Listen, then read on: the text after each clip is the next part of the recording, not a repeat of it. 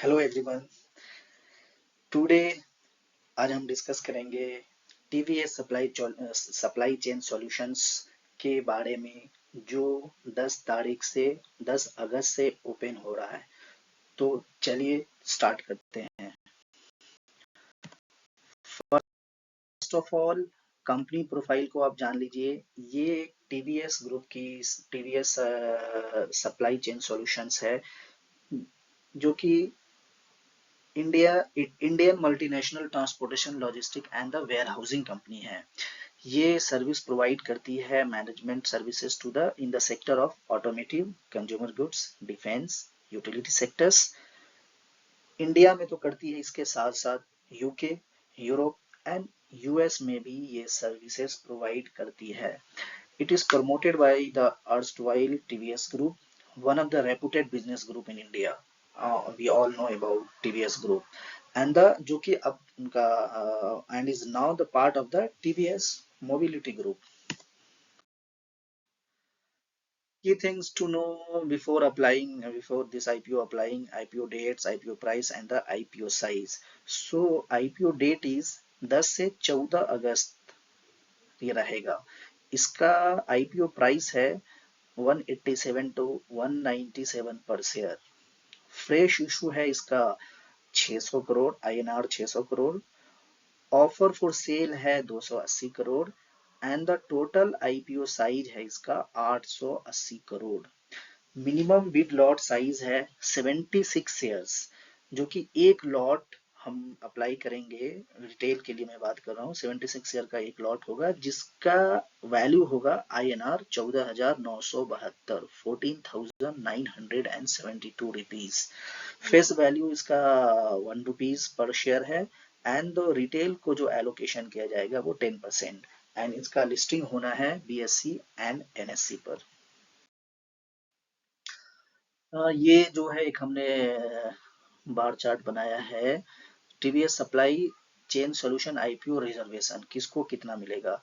तो जैसा कि आप यहाँ पे देख रहे हैं, QIB को यहाँ पे 75% दिया जाएगा एंड रिटेल को 10% of the total offer size and the NII, that is जिसको हम लोग HNI भी बोलते हैं, उसको 15% यहाँ पे ऑफर किया जाएगा। ऑब्जेक्टिव ऑफ द इशू है इनका कि जो भी इनका प्रोसीड, जो भी पैसा आएगा फ्रेश इशू से, कंपनी उसको उसको यूटिलाइज करेगी। इनका जो डेट है उनको रीपेमेंट करने में, इनका डेट और इनके सब्सिडरी का जो भी डेट है उनको रीपेमेंट करने के लिए फ्रेश इशू का यूटिलाइज किया जाएगा।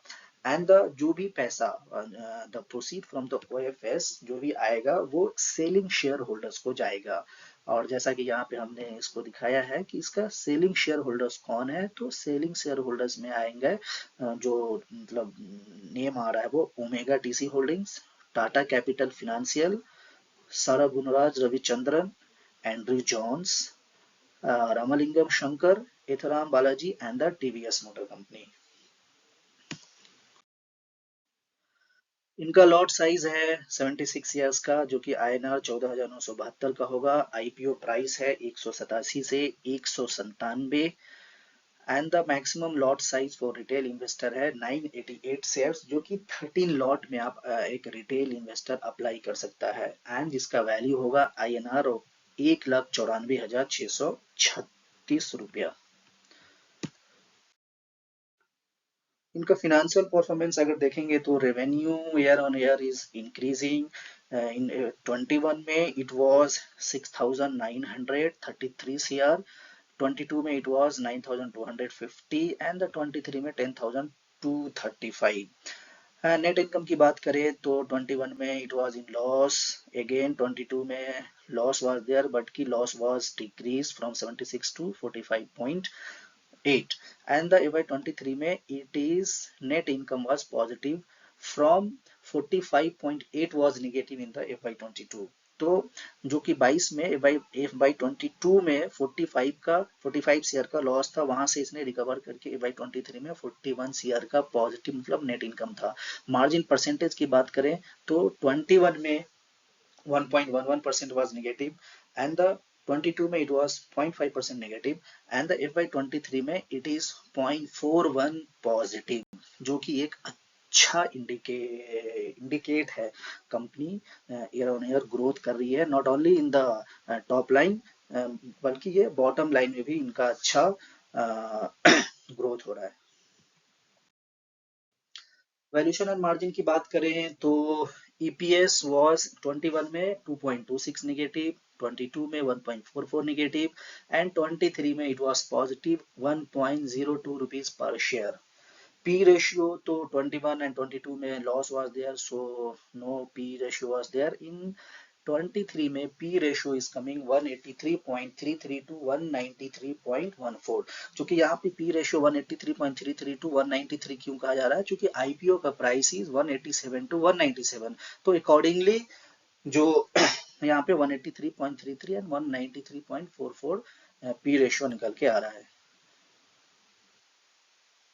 Return on net worth again 21-22 में it was negative and the 23 में it is positive 5.5%, and the NAV net asset value is again it is in 23 में it is 18.89 but it was 22 में it was 20.96 and the 21 में it was 14.89, although कि 22 में it was increase from 14.89 but कि 23 में again it has reduced to 18.89 from 20.96. Return on capital employed again कि 21 में it was negative, 22 में it was positive and the again 23 में it is also positive and increasing also. EBITDA percentage 5.58 was in 21, 22 में it was 6.62 और 23 में ये था 6.68. Date equity ratio की बात करें तो 2.92 था 21 में, 2.34 22 में एंड द 1.61 इज 23 में है। ऑल्दो कि इनका debt equity ratio was very high in 21 but कि it was increased to 2.34 in 22 and again कि 23 में ये रिड्यूस होके 1.61 हो गया है, बट कि आइडियल तो ये होगा कि 1:1 इनका अगर डेट इक्विटी रेशियो है तो किसी भी कंपनी के लिए अच्छा माना जाता है। Moving to next slide. Promoters and management, जो इनके प्रोमोटर्स हैं वो टीवीएस मोबिलिटी में टीएस राजन रवर्स, धीरारमा mobility solutions and Ramachandran Dinesh are the promoters of the company. Okay, and the Mahalingam Seturaman is the chairman and the independent directors on the board. जो कि Ravi Ramachandran Dinesh is the executive vice chairman and Ravi Vishwanathan is the managing director. Ravi Prakash Bhagwatula is the global chief financial officer of the company, जबकि PD Krishna Prasad is the company secretary and the compliance officer of the company. Risk and concern, risk यहाँ पे जो सबसे बड़ा risk है revenue concentration risk, जैसे इनका company का जो गेन्स है around 18% and 28% of its revenue from the top 5 to 10 customers, तो मतलब इनका जो टॉप 5 कस्टमर है उनसे इनका 18% रेवेन्यू आता है एंड अगेन जो इनका मतलब नेक्स्ट टॉप 5% है उससे 28% का इनका रेवेन्यू आ रहा है, तो टॉप 10 कस्टमर से इनका 38% का रेवेन्यू आ रहा है, जो कि any loss of the key customer could have an adverse impact on the business. अगर कोई भी मतलब कस्टमर लॉस हो रहा है तो इसका इम्पैक्ट आएगा। इनका फॉरेन करेंसी जो है वो 70 to 80% ऑफ द सेल्स जो होता है वो लास्ट 3 इयर्स में फॉरेन करेंसी है, तो अगर रूपी हमारा डेप्रिसिएट करता है अगेंस्ट द ट्रांजेक्टेड करेंसी तो भी वहां पे हमारा मार्जिन पे इम्पैक्ट हो सकता है। फ्रेट क्लियरिंग एंड फॉरवर्डिंग जो और जो इनका हैंडलिंग कॉस्ट है एंड पर्सनल एक्सपेंसेस ऑलमोस्ट इनका अगर इनमें कुछ इस तरह का कोई इजाफा कोई कुछ ज्यादा मतलब एक्स्ट्रा ऑर्डिनरी उछाल आता है तो उनसे भी इम्पैक्ट आएगा। इनका जो मतलब कंपनी जो ऑपरेट करती है एसेट लाइट बिजनेस मॉडल, जहाँ पे मतलब कंपनी अपने एसेट में कम पैसे लगाती है, हम दूसरे के एसेट पे डिपेंड होता है, तो अगर उसमें भी कोई इशू अगर आएगा तो भी मतलब इनको एक रिस्क है यहाँ पे। Revenue from the global operation in the UK Europe. तो अगर ये इनका जो 73% ऑफ रेवेन्यू है जो UK Europe Australia New Zealand north America से आता है इन द लास्ट 3 इयर्स में, तो अगर इनका कोई भी कोई लोकल कंप्लाइंस का वहाँ पे इशू आता है तो उससे भी इनको इम्पैक्ट हो सकता है। And the as of 31 March इनका था बोरोइंग 199 CR। अगर इनका may reduce the funds available for the future capital expenditure, चूंकि इनको 199 CR अभी रीपे करना है। Allotment and the listing date, IPO start हो रहा है 10 अगस्त, क्लोज हो जाएगा 14 अगस्त को। Finalisation of basis of allotment जो हो जाएगा वो 18 अगस्त को हो जाएगा। और इनिशिएशन ऑफ रिफंड जो होगा वो 21 अगस्त को होगा। जिनको सक्सेसफुली अलॉटमेंट नहीं होगा उनको 21 तारीख को उनके अकाउंट में पैसा आ जाएगा जिस अकाउंट से उन्होंने अप्लाई किया होगा। एंड जिनको सक्सेसफुली अलॉटमेंट होगा उनको डीमैट अकाउंट में 22 अगस्त को शेयर क्रेडिट हो जाएगा। एंड इनका जो लिस्टिंग डेट है इस टीवीएस सप्लाई चेन सॉल्यूशंस का वो 23 अगस्त को रखा गया है। ओके, सो ये था हमारा analysis. So thanks for watching. Please like subscribe and share.